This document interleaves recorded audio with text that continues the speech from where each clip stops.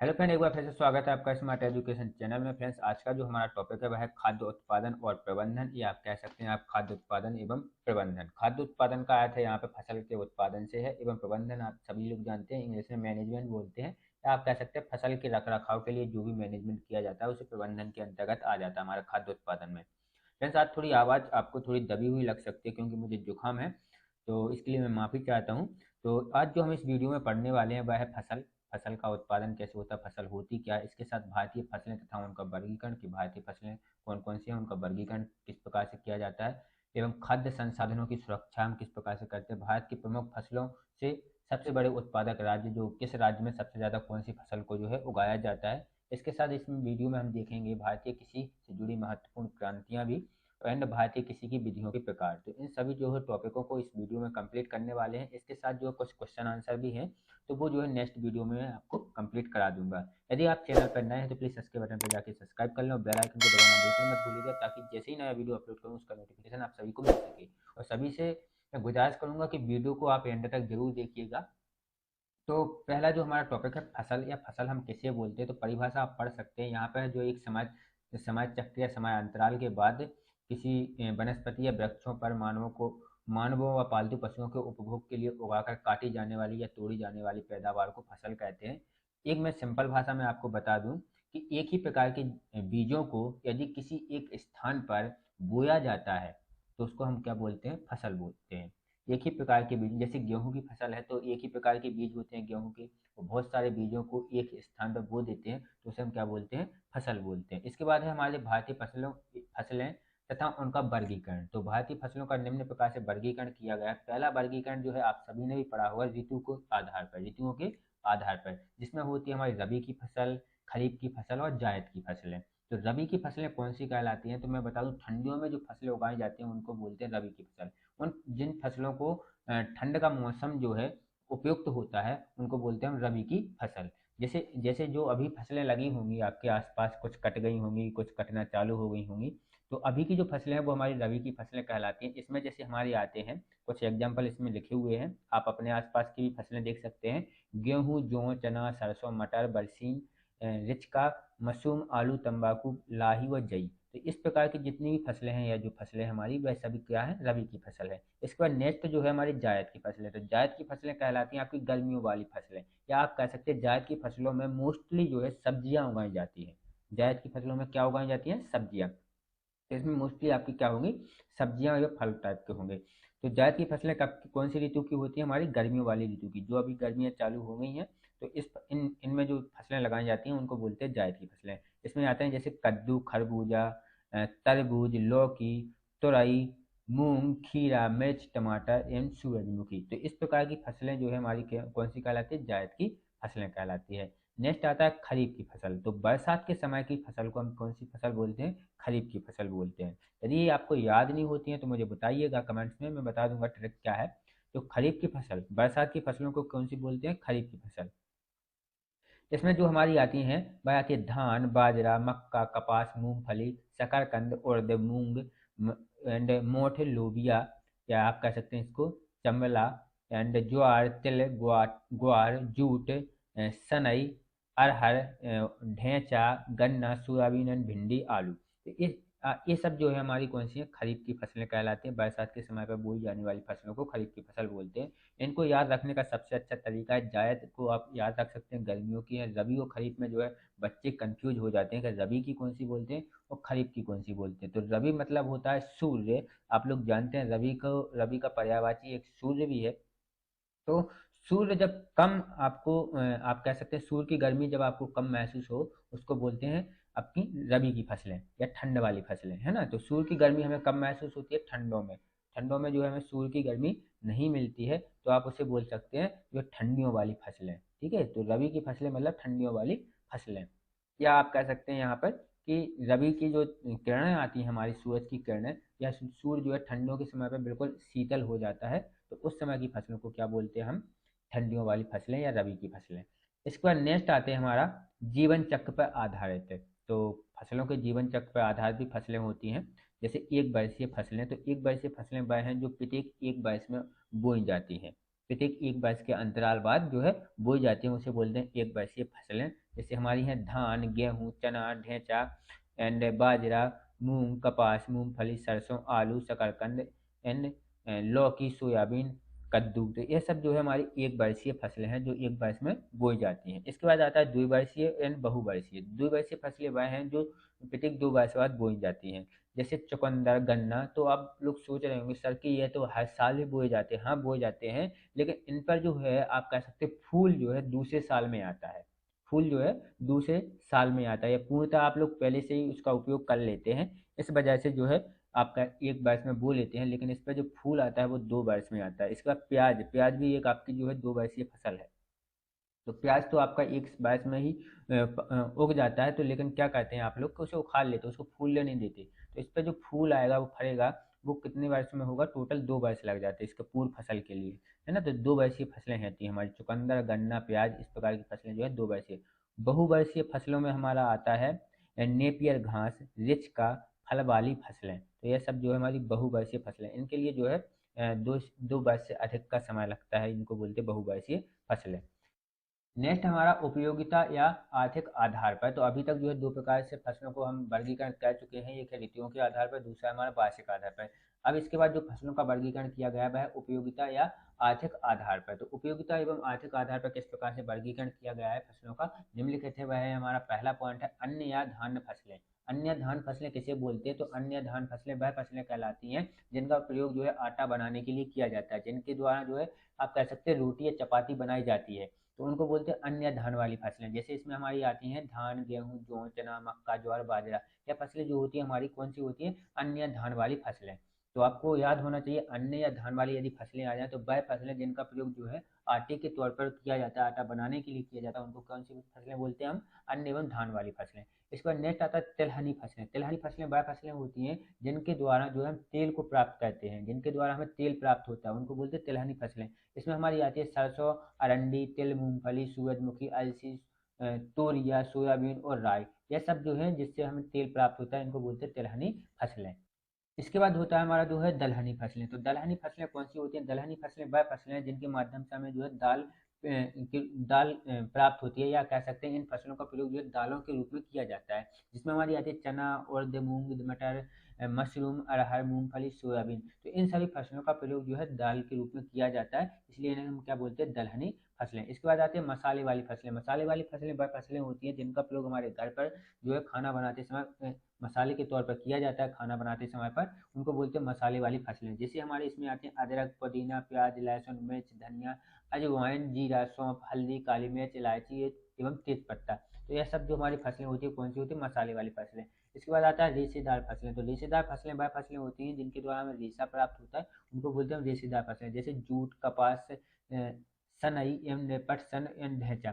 तो इसमें जो है पटसन के द्वारा आपने देखा हो, जैसे जैसे कि जो बोरा बोरी बनते हैं आपने, जिसमें सामान आता रख के आपने देखा होगा, तो वह पटसन के बने होते हैं। इसके बाद सनई, सनई के द्वारा जो पहले जो है रस्सा बनाए जाते थे गाँव में, जो है मैंने देखा है। तो सनई के माध्यम से रस्सा, अभी तो जो है आर्टिफिशियल रस्से आने लगे, प्लास्टिक एवं हर प्रकार के रस्से आने लगे। पहले जो है रस्सा जो है घर पर ही बनाया जाता था, तो वह सनाई के माध्यम से बनाया जाता था। इसके बाद आता है हमारा चारा फसलें। चारा फसलें वह फसलें हैं जो हमारी पालतू पशुओं के खाना के लिए जो है चारे के तौर पर किया जाता है उनका उपयोग, उनको बोलते हैं चारा फसलें। इसमें हमारा आता है बरसीम, लूस रन एंड जिसको हम बोलते हैं रिच का, नेपियर घास एंड लोबिया और ज्वार। तो ये हमारी जो है चारा वाली फसलें कहलाती है। इसके बाद आती है फलदार फसलें। फलदार फसलें वह फसलें होती हैं जिनके द्वारा हमें फल प्राप्त होता है और फल के रूप में इसका उपयोग किया जाता है। तो फलदार फसलें हमारी जो आती हैं वह आती है आम, अमरूद, नींबी, लीची, केला, पपीता, सेब, नाशपाती। इस प्रकार की जितनी भी फसलें हमारी होती हैं वह जो है फलदार फसलें होती हैं। इसके बाद नेक्स्ट आते हैं हम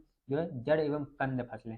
जड़ एवं कंद फसलें वह होती हैं जो जड़ के रूप में जो हमें प्राप्त होती हैं, जैसे आलू, शकरकंद, अदरक, गाजर, मूली, अरबी, रतालू एंड टेपियोका, शलजम। यह सब जो हमारी होती हैं वह कौन सी होती हैं? जड़ एवं कंद वाली फसलें होती हैं। इसके बाद आते हैं उद्दीपक फसलें। उद्दीपक फसलें वह फसलें कहलाती हैं जो हमारे रक्त संचार को बढ़ा देती हैं, जिसके माध्यम से जो निकोटीन व्यक्ति को प्राप्त होता है, या जिनका प्रयोग जो है हमारे दर्दनाशक के रूप में भी किया जाता है। तो मेडिसिन में भी इनका बहुत प्रयोग है, लेकिन यह जो है आमतौर पर जो है गलत होती है, धूमपान के रूप में भी इनका प्रयोग किया जाता है।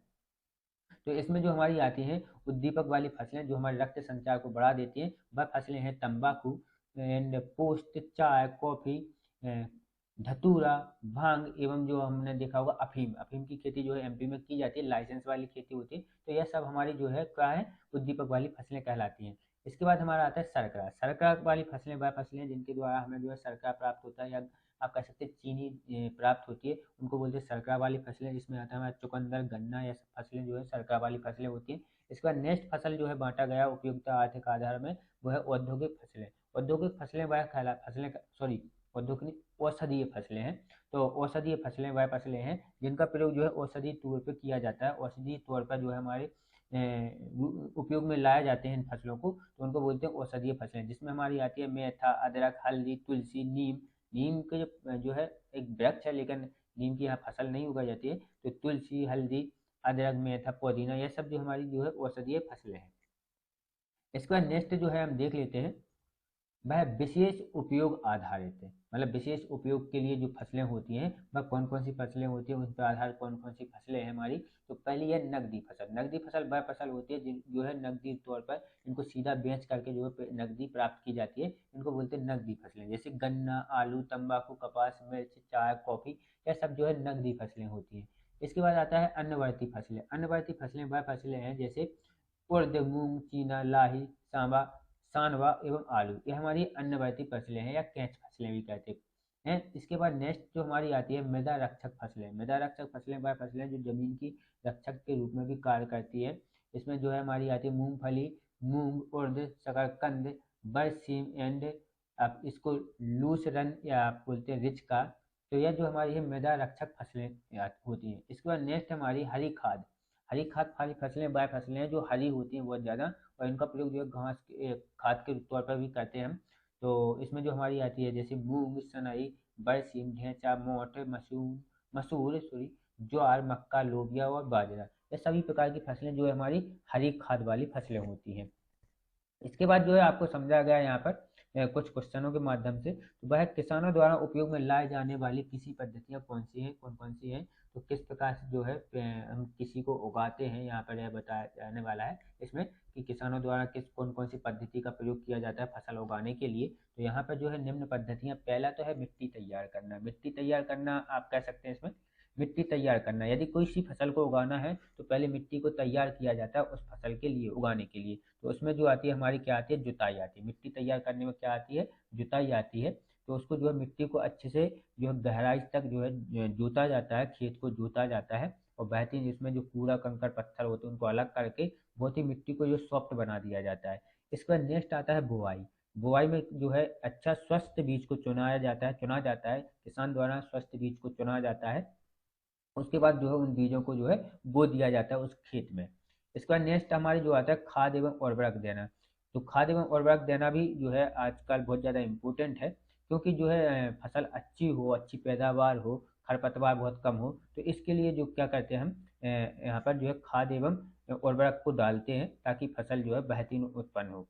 तो इसमें आता है खाद एवं उर्वरक। इसके बाद नेक्स्ट जो है पद्धति में आती है हमारी सिंचाई। सिंचाई बहुत ज़्यादा आवश्यक है, पानी की आवश्यकता होती है। सिंचाई मतलब है पानी देना फसल को। तो एक विशेष अंतराल बाद जो है फसल को पानी दे दिया जाता है, उसको बोलते हैं सिंचाई। इसका बाद आता है हमारा खरपतवार। खरपतवार वह आप कह सकते हैं वह पौधे होते हैं जो अवांछीय पौधे होते हैं, जिनकी आवश्यकता नहीं होती है, जो ऑटोमेटिक उग जाते हैं, तो उसको बोलते हैं हम खरपतवार। इसके बाद नेक्स्ट आता है कटाई।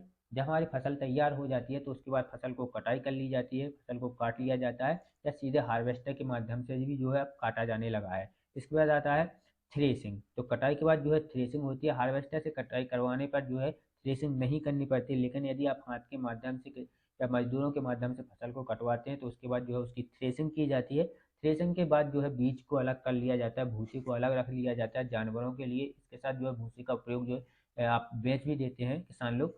तो इसके बाद नेक्स्ट जो हमारा आता है इसमें वह आता है भंडारण। तो जो हमारा बीज निकाला गया है तो उसको जो है एकत्र करके हम अच्छे से रख देते हैं, उसको बोलते हैं भंडारण।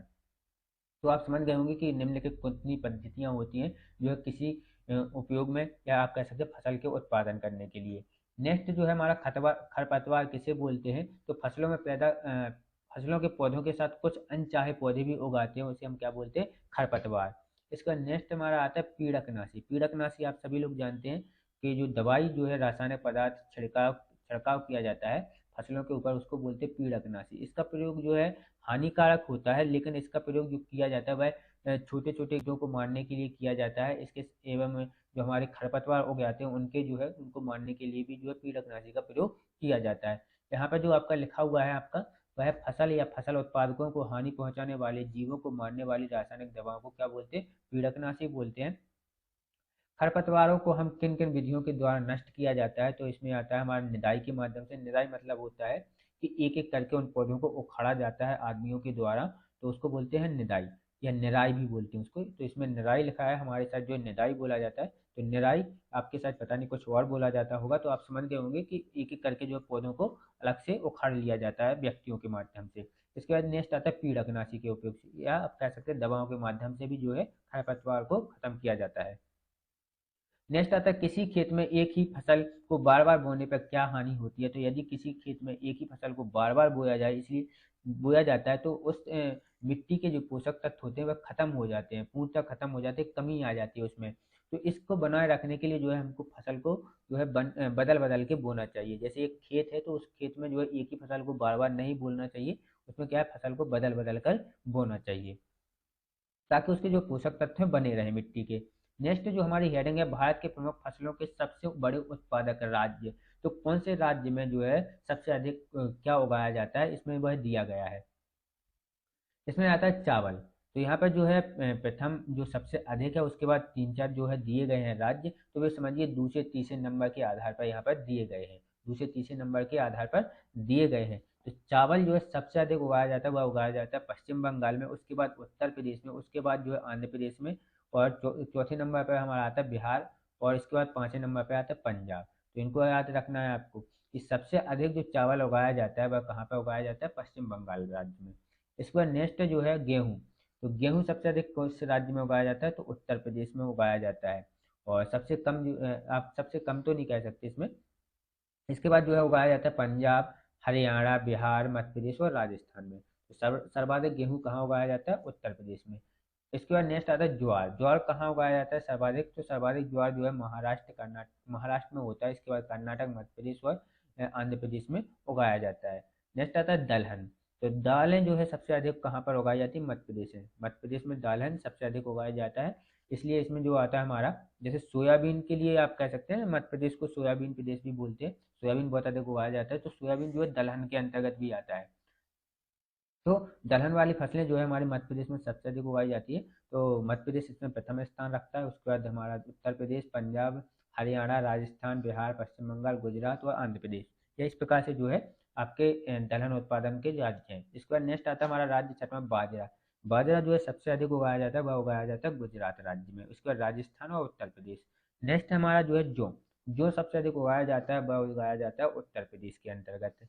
इसके बाद जो है आपको इसकी पीडीएफ जो है उपलब्ध करा दी जाएगी, तो पीडीएफ के माध्यम से आप बाकी राज्यों को भी देख लीजिए। मैं अभी एक एक करके बता देता हूँ कि किसमें क्या उगाया जाता है। इसके बाद तिलहन। तिलहन जो है गुजरात में उगाया जाता है। सबसे अधिक जो है तिलहन कहाँ होती है? तिलहन वाली फसलें वह गुजरात में होती है। इसके बाद मध्य प्रदेश, बिहार, उत्तर प्रदेश, राजस्थान, पश्चिम बंगाल और उड़ीसा, इन सभी में होती है। इसके बाद आता है मूंगफली। मूंगफली जो है सर्वाधिक कहाँ उगाई जाती है? गुजरात में उगाई जाती है। तो आपको याद रखना है, तिलहन सर्वाधिक कहाँ उगाया जाता है? गुजरात में। और मूंगफली सर्वाधिक कहाँ उगाई जाती है? गुजरात में उगाई जाती है। और इसके साथ जो है हमारा बाजरा हमारा गुजरात में, जो हमारे उत्तर प्रदेश में, एंड दलहनी मध्य प्रदेश में, ज्वार महाराष्ट्र में, और गेहूं जो है उत्तर प्रदेश में, सॉरी, और चावल पश्चिम बंगाल में। तो इस प्रकार से उगाए जाते हैं। इस पर नेक्स्ट और फसलें देख लेते हैं कौन कहाँ पे उगाई जाती है। गन्ना हमारा उत्तर प्रदेश में उगाया जाता है सर्वाधिक। कहवा हमारा कर्नाटक में सर्वाधिक उगाया जाता है। चाय असम में उगाई जाती है सर्वाधिक। इसके बाद पटसन जो है हमारा पश्चिम बंगाल में उगाया जाता है। कपास जो है महाराष्ट्र में उगाया जाता है। रबड़ की खेती केरल में की जाती है। तंबाकू जो है आंध्र प्रदेश में उगाया जाता है। काली मिर्च जो है केरल में उगाई जाती है। सर्वाधिक बोल रहा हूँ यहाँ पे, जो सर्वाधिक राज्य वह जो सबसे अधिक किस फसल को उगाते हैं, तो सर्वाधिक जो फसल उगाने वाला राज्य जो है हमारा, उनके आधार पर यहाँ पर दिए गए हैं। जैसे हल्दी, तो हल्दी सर्वाधिक आंध्र प्रदेश में उगाई जाती है। इसके बाद उड़ीसा, उसके बाद तमिलनाडु व महाराष्ट्र एवं बिहार में। नेक्स्ट आता है हमारा 18 काजू। काजू जो है सर्वाधिक कहाँ पे उगाए जाते हैं? केरल में। इसके बाद महाराष्ट्र और यहाँ पे आता है आंध्र प्रदेश। नेक्स्ट हम देख लेते हैं यहाँ पर, किसी गत उत्पादन में भारत के प्रमुख फसलों के सबसे बड़े उत्पादक राज्य। तो कृषिगत उत्पादन में भारत के प्रमुख फसलों में सबसे बड़े उत्पादक राज्य, तो यहाँ पर जो हमें बता रहा था वही है, लेकिन वहाँ पर जो कुछ कुछ राज्य अधिक दे दिए गए थे आपके, कि पहले कौन सा, उसके बाद कौन सा, उसके बाद कौन सा, क्योंकि यहाँ पर जो है पहले के साथ साथ दूसरे नंबर का भी पूछ सकता है, तीसरे नंबर का भी पूछ सकता है आपसे। यदि पूछ ले कि चाय उत्पादन में हमारे का कौन सा राज्य जो है तीसरे नंबर पे आता है चाय उत्पादन में, तो वह आता है तमिलनाडु। इस प्रकार से भी पूछ सकता है, इसलिए पहला जो है हम आपका जो है यहाँ पे सर्वाधिक उगाया जाता है, जो भी चीज़ यहाँ पे नाम दिया गया है आपका फसल, तो यहाँ पे जो फसल नाम दिए गए जैसे गन्ना, तो सर्वाधिक हमारा उगाया जाता है कहाँ पर, उत्तर प्रदेश में। इसके बाद आता है महाराष्ट्र, तमिलनाडु, फिर कर्नाटक, फिर हरियाणा, और सबसे लास्ट में जो आपका यहाँ पर दिया है पंजाब। ठीक है, तो इस प्रकार से जो है इनको क्रमगत रखा गया है। नेक्स्ट हमारा कृषिगत उत्पादन में भारत की प्रमुख फसलों के सबसे बड़े उत्पादक राज्य कौन कौन से हैं, तो चावल कहाँ पे उगाया जाता है, आपका पश्चिम बंगाल में, अभी हम देख चुके हैं, इसके आपके आंसर बनते जाएंगे आपके जल्दी से जल्दी। गेहूं हमारा कहाँ उगाया जाता है, उत्तर प्रदेश में। मक्का हमारा कहाँ उगाया जाता है, महाराष्ट्र के अंतर्गत। ज्वार हमारा कहाँ उगाया जाता है, महाराष्ट्र में। बाजरा हमारा कहाँ उगाया जाता है, राजस्थान में। तो कुल मोटे अनाज जो हमारे होते हैं, सॉरी, कुल मोटे अनाज जो है होते हैं, मोटे अनाज, तो वह महाराष्ट्र में उगाए जाते हैं। इसका चना जो हमारा उगाया जाता है, या दाल आप कह सकते हैं, चना भी दाल के रूप में प्रयोग की जाती है, तो मध्य प्रदेश में उगाया जाता है। सोयाबीन मध्य प्रदेश में उगाया जाता है सर्वाधिक। इसके बाद नेक्स्ट आता है अरहर या तुअर की दाल, जो हम बोलते हैं जिसे तूर या अरहर, तो यह महाराष्ट्र में उगाई जाती है सबसे अधिक। मूंग जो है आपकी राजस्थान में उगाई जाती है। कुछ दालें जो है मध्य प्रदेश में उगाई जाती हैं, तो दलहन फसलें जो है सर्वाधिक मध्य प्रदेश में ही उगाई जाती हैं। और कुल खाद्यान्न फसलें जो है उत्तर प्रदेश में उगाई जाती है। तो आप गेहूं से आप समझ लीजिए कि खाद्यान्न फसलें, खाद्य फसलें, या अन्य फसलें, या आप कह सकते हैं धान फसलें, यह सब जो है हमारी कहाँ उत्तर प्रदेश में उगाई जाती है सर्वाधिक। इसके बाद नेक्स्ट आता है मूंगफली, तो मूंगफली आप देख चुके हैं गुजरात में। इसके बाद आता है हमारा जो रेपी सीड और सरसों का सबसे अधिक जो है उगाया जाता है राजस्थान में। सोयाबीन मध्य प्रदेश में। सूरजमुखी आपका जो उगाया जाता है सर्वाधिक कर्नाटक में। इसका कुल तिलहन मछली मध्य प्रदेश में। गन्ना सर्वाधिक जो है उत्तर प्रदेश में उगाया जाता है। कपास आपका सर्वाधिक महाराष्ट्र में उगाया जाता है। जूट आपका जो है पश्चिम बंगाल में उगाया जाता है। आगे जो आपको दिया गया है वह है भारतीय कृषि के रोचक तथ्य। तो भारतीय कृषि के रोचक तथ्य कौन कौन से हैं हमारे, तो यहाँ पे कुछ पॉइंटों के माध्यम से भारतीय कृषि के रोचक तथ्यों के बारे में बताया गया है। यह रोचक तथ्य जो है हमारे भारत को अद्वितीय बनाते हैं अन्य देशों की तुलना में। तो देख लेते हैं यहाँ पर हमारे पॉइंट कौन कौन से, और इन पॉइंटों से जो है आपके कॉम्पिटिशन में क्वेश्चन बन सकते हैं, तो ध्यानपूर्वक इन पॉइंटों को सुनिएगा। जैसे पहला पॉइंट है हमारा जो है भारत के कुल क्षेत्रफल का 51% भाग पर कृषि होती है। तो भारत के जो कुल क्षेत्रफल है उनके उसके 51% भाग पर क्या की जाती है, खेती की जाती है। इस पर जो डिपेंडेंट लोग हैं भारत के, वह है 48.9% लोग जो है किसी पर आधारित हैं, या किसी पर आधारित उद्योगों पर जो है अपना जीवन चलाते हैं। तो 48.9% लोग भारत के कुल जो है वह किस पर आधारित है, हमारे कृषि पर आधारित है, या उससे संबंधित जो छोटे मोटे उद्योग होते हैं उन पर आधारित है। इसका नेक्स्ट जो पॉइंट है हमारा, वो है गेहूं के उत्पादन में चीन के बाद भारत का विश्व में दूसरा स्थान है। गेहूं उत्पादन में जो है चीन सर्वाधिक उत्पादन करता है गेहूं का, उसके बाद जो है भारत जो है दूसरे नंबर पर आता है। इसके बाद जो आपने देखा होगा हमारा अभी जो है चल रहा है, यूक्रेन में युद्ध चल रहा है, तो यूक्रेन और रशिया का जो जहाँ पर युद्ध चल रहा है उस वाले मैदान में भी सर्वाधिक गेहूं उगाया जाता था। तो यहाँ पर नेक्स्ट आते हैं हमारा पॉइंट जो है वह देख लेते हैं। आम, केला, चीकू, खट्टे नींबू, काली मिर्च, नारियल, हल्दी, अदरक, काजू के उत्पादन में भारत विश्व में प्रथम स्थान रखता है। तो यहाँ पर नाम पढ़ लीजिएगा, इन सभी के उत्पादन में जो है आपका प्रथम स्थान है भारत का। आम, केला, चीकू, खट्टे नींबू, काली मिर्च, नारियल, हल्दी, अदरक, काजू के उत्पादन में भारत विश्व में प्रथम स्थान रखता है। इसके बाद नेक्स्ट हमारा, हाल ही में सिक्किम को विश्व का पहला जैविक राज्य घोषित किया गया है। तो विश्व का जो है सबसे पहला जैविक राज्य कौन सा है जो जैविक के माध्यम से जो है खेती करता है, तो वह है हमारा जो सिक्किम है। तो भारत का सिक्किम राज्य जो है विश्व का पहला ऐसा राज्य बन गया है, या आप कह सकते हैं तो भारत का पहला राज्य होगा, विश्व में पहला स्थान ऐसा रख लिया है सिक्किम ने, जो है जैविक खेती करता है, पूर्णतः जैविक खेती करता है। इसका नेक्स्ट है पहला स्थान, तो पहला स्थान भारत का किन किन क्षेत्रों में, गन्ना, बाजरा, जूट, अरंडी, आम, केला, अंगूर, कसावा, मटर, अदरक, पपीता और दूध। तो इन सभी में जो है पहला स्थान है हमारे भारत का। दूसरा स्थान किन किन चीज़ों में रखता है हमारा भारत, वो है गेहूं, गेहूं उगाने में दूसरे नंबर पर है। चावल उगाने में दूसरे नंबर पर, फल उत्पादन में दूसरे नंबर पर, सब्जियां उत्पादन में दूसरे नंबर पर, चाय उत्पादन में दूसरे नंबर पर, आलू, प्याज, लहसुन, चावल, और आप कह सकते हैं यहाँ पे बिनोला। तो बिनोला इन सभी उत्पादन में जो है दूसरे नंबर पर आता है हमारा भारत। इसके बाद तीसरे स्थान पर तो उर्वरक में जो है तीसरे स्थान पर आता है। नेक्स्ट आपका भारतीय कृषि से जुड़ी महत्वपूर्ण क्रांतियां। तो इन सभी को आप क्रांतियों को आपको याद रखना है, यदि ना हो तो करना आप माध्यम से करना, नोट्स के माध्यम से करना। यहाँ पर भी अच्छे से सुन लीजिएगा, इनसे जो है क्वेश्चन आपका बनते हैं, एक ना एक क्वेश्चन आ सकता है इनमें से। तो पहला हमारा जो है इसमें खाद्यान्न उत्पादन। तो खाद्यान्न उत्पादन की क्रांति को कौन सी बोलते हैं? हरित क्रांति। यहाँ पे क्रांति दी गई है, यहाँ पे उनके नाम दिया गया है। तो यहाँ पे जो हमारा है खाद्यान्न उत्पादन को कौन सी क्रांति को कहा जाता है? हरित क्रांति। इसके बाद दुग्ध उत्पादन को श्वेत क्रांति, मत्स्य उत्पादन को नीली क्रांति, उर्वरक उत्पादन को भूरी क्रांति, तिलहन उत्पादक को पीली क्रांति। देखिए आपको उसके रंग के आधार पर आपको उसको याद रखना है। खाद्यान्न उत्पादन मतलब खाने वाली फसल उत्पादन, तो फसल कैसी होती है? मोस्टली जब उगती है तो हरी होती है ना, तो आपको उससे रखना है हरित क्रांति, याद रहेगा। दुग्ध उत्पादन जो है, दुग्ध दूध ये कैसा होता है हमारा? सफेद होता है, तो सफेद की वजह से उसको क्या बोलता है? श्वेत क्रांति बोला जाता है। मत्स्य उत्पादन, मत्स्य मतलब मछली महासागर में होती है, महासागर का रंग कैसा होता है? नीला, तो नीला दिखाई देता है, इसलिए उसे क्या कौन सा क्रांति बोलते हैं? नीली क्रांति। इसके बाद आता है उर्वरक। उर्वरक यदि आपने देखा होगा या जो डाला जाता है तो वो थोड़ा भूरे कलर का होता है, इसलिए इसको कौन सी क्रांति बोलते हैं? भूरी क्रांति बोलते हैं। इसके बाद आता है तिलहन। तेल आपने देखा होगा, यदि ना देखा हो तो सरसों के तेल को देख लीजिएगा, शुद्ध सरसों के तेल को देखिएगा, वो थोड़ा पीले कलर का आपको दिखाई देगा, इसलिए तिलहन उत्पादन को क्या बोलते हैं? हम पीली क्रांति बोलते हैं। टमाटर और मांस उत्पादन को लाल क्रांति बोलते हैं। इसके बाद आता है मसाला या उत्पादन को क्या बोलते हैं? तो बादामी क्रांति बोलते हैं। इसको आपको याद रखना होगा थोड़ा कि मसाला उत्पादन को कौन सी क्रांति बोला जाता है? बादामी क्रांति बोला जाता है। इसके बाद अंडा उत्पादन को रजत क्रांति बोला जाता है। बायोडीजल उत्पादन को कृष्ण क्रांति बोला जाता है। कृष्ण क्रांति किसको? बायोडीजल उत्पादन को बोला जाता है। झींगा मछली उत्पादन को गुलाबी क्रांति बोला जाता है। झींगा उत्पादन या झींगा मछली होती है एक, उस उत्पादन को क्या बोला जाता है? गुलाबी क्रांति। अब मैं आपको यहाँ पे बता दूं, जो मत्स्य पालन है वो फसल के अंतर्गत आता है, वो कृषि के अंतर्गत आता है मत्स्य पालन। तो यहाँ पे इसलिए मछली के लिए तो झींगा उत्पादन या मछली उत्पादन किसको बोलते हैं? गुलाबी क्रांति को। इसके बाद फल उत्पादन जो है सुनहरी क्रांति के नाम से जाना जाता है इसे। फल उत्पादन को कौन सी क्रांति बोलते हैं? सुनहरी क्रांति। नदी जोड़ो परियोजना अमृत क्रांति कहलाती है।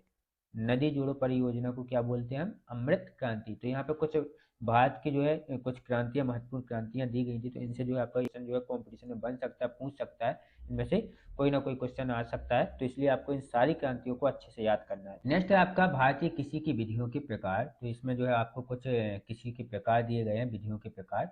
तो इसमें देख लेते हैं किसको क्या कौन से प्रकार के नाम से या किस नाम से जाना जाता है। तो रेशम कीट पालन को हम किस नाम से जानते हैं? तो इसको बोलते हैं हम सेरिकल्चर के नाम से। इनमें से जो आपका एक ना एक क्वेश्चन जो है बन सकता है, कंपटीशन में पूछा जाता है इनमें से क्वेश्चन, तो इनको आपको जो है ध्यान से पढ़ना है। नोट्स के जरिए भी आप यदि आदमी होते हैं तो नोट्स के जरिए भी पढ़ना है आपको। तो यहाँ पे जो है पहला है आपका रेशम कीट पालन। जो रेशम कीट पालन होता है उसको हम क्या बोलते हैं? उसको हम बोलते हैं सेरिकल्चर। कौन सा? सेरिकल्चर। इसका मधुमक्खी पालन को बोलते हैं एपीकल्चर।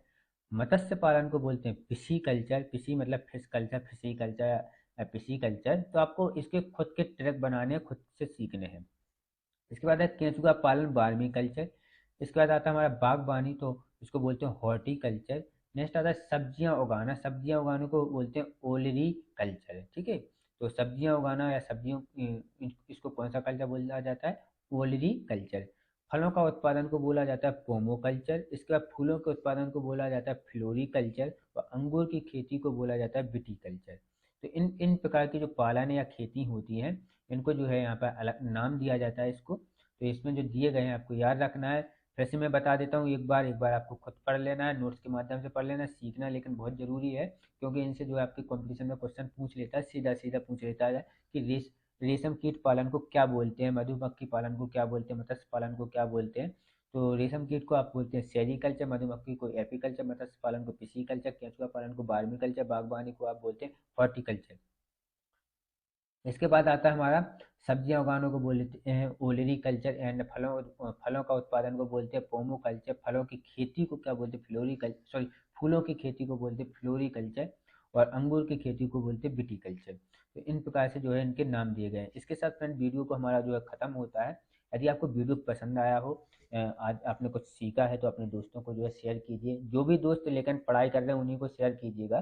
तो मैं उन्हीं को रिकमेंड करूँगा जो इसकी तैयारी कर रहे हैं। तो उनको आप जो है शेयर कीजिए, कमेंट्स कीजिए, कोई दिक्कत आती है, कोई प्रॉब्लम आती है। साथ ही इसके नोट्स, जैसा कि आप सभी लोग जानते हैं, जो भी नया है मैं उसको बता देता हूँ। इसके नोट्स जो है मेरे टेलीग्राम चैनल और फेसबुक पेज पे उपलब्ध हैं। यहाँ पे आपको लिंक दिख रही होगी और साथ में डिस्क्रिप्शन में आपको दोनों की लिंक मिल जाएगी। आप वहाँ पर जाके मुझे फॉलो कीजिएगा। वहाँ पे बाकी के जो पुराने नोट्स हैं वो भी आपको मिल जाएंगे। Thanks for watching my video friends.